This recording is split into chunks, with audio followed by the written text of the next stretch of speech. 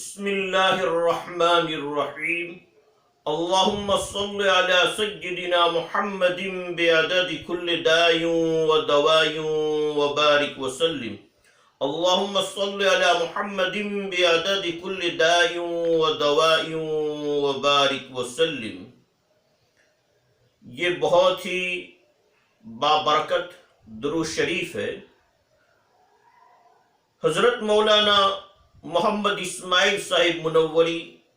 رحمۃ اللہ رحمۃ واسعۃ، سابق محتمم دارالعلوم عربیہ اسلامیہ بھروچ محمود نگر کنتھاریا، بیمار لوگوں کو اس درود شریف پڑھنے کی بہت تاکید فرماتے تھے، اور حضرت مولانا رحمۃ اللہ تعالی علیہ کو بھی اس پر بہت یقین تھا۔ خود اپنے واقعات و تجربات لوگوں کو سناتے رہتے تھے کہ میں فلاں موقع پر سخت بیمار ہوا، شدید بیماری میں مبتلا ہوا، میں نے یہ عمل کیا تو اللہ تبارک و تعالیٰ نے مجھے شفا عطا فرمائی۔ کئی واقعات و تجربات حضرت مولانا محمد اسماعیل صاحب منوری رحمۃ اللہ تعالی علیہ اپنے بیان فرماتے رہتے تھے، اور بیماروں کو خوب تاکید فرماتے تھے کہ درود شریف کثرت سے پڑھتے رہو، اور یہ عمل بھی بتلاتے تھے کہ پہلے 3 مرتبہ جب بھی کوئی بیمار آتا اس کو بتلاتے، پہلے 3 مرتبہ یہ درود شریف پڑھو، اللہم صلی علی محمد بعدد کل داء و دواء وبارک وسلم۔ اس کے بعد بسم اللہ الرحمن الرحیم پڑھ کر پوری سورہ فاتحہ پڑھو، 7 مرتبہ بسم اللہ کے ساتھ سورہ فاتحہ پڑھو، اور اس کے بعد 3 مرتبہ بسم اللہ کے ساتھ سورہ اخلاص قل هو اللہ احد پڑھو، اور اس کے بعد پھر 3 مرتبہ یہ درود شریف پڑھو، اللہم صلی علی محمد بعدد کل داء و دواء وبارک وسلم،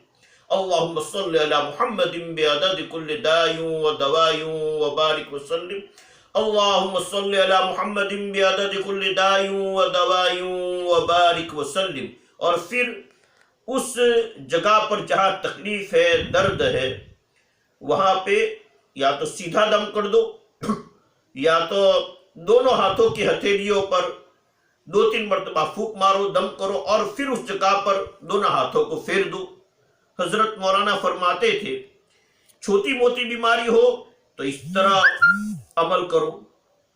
اور اگر خطرناک بیماری ہو، خوفناک بیماری ہو، جیسے سرطان ہے یعنی کینسر وغیرہ، مہلک بیماری، تو اس وقت یہ درود پاک 100 مرتبہ شروع میں پڑھو، اور درمیان میں سورہ فاتحہ بسم اللہ کے ساتھ 7 مرتبہ، اور سورہ اخلاص قل هو اللہ احد بسم اللہ کے ساتھ 3 مرتبہ، اور پھر آخر میں 100 مرتبہ یہ درود شریف پڑھو۔ اور پھر اگر سیدھا دم کر سکتے ہو اس جگہ پر جہاں تکلیف ہے، درد ہے، زخم ہے، کچھ بھی ہے، سیدھا دم کر دو، یا تو دونوں ہاتھوں پر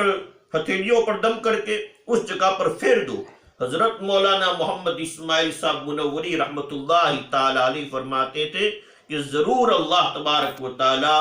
اس عمل کی برکت سے شفا عطا فرمائیں گے۔ تو ہمیں بھی چاہیے کہ جب بھی کوئی بیماری ہو فوراً ہم یہ روحانی علاج کریں، اور ویسے بھی بعض روایت سے معلوم ہوتا ہے کہ جب بھی کوئی بیماری لگ جائے تو ہمیں پہلے قرآن علاج کی طرف متوجہ ہونا چاہیے، احادیث میں جو دعائیں ہیں وہ پڑھ کے دم کرنا چاہیے، اور اس کے بعد سنت کی نیت سے دنیاوی علاج بھی کرانا چاہیے، منع نہیں ہے، لیکن پہلے ہمیں روحانی علاج کرنا چاہیے جو کتاب و سنت سے ثابت ہو، اور کتاب و سنت کی روشنی میں ہمارے بزرگوں نے جو ہمیں اعمال سکھائے ہیں، سمجھائے ہیں، پہلے وہ عمل میں لانا چاہیے۔ ضرور اللہ تبارک و تعالی فضل ہی کا معاملہ فرمائیں گے اور بیماریوں سے شفا عطا فرمائیں گے۔ اللہ تبارک و تعالی مجھے بھی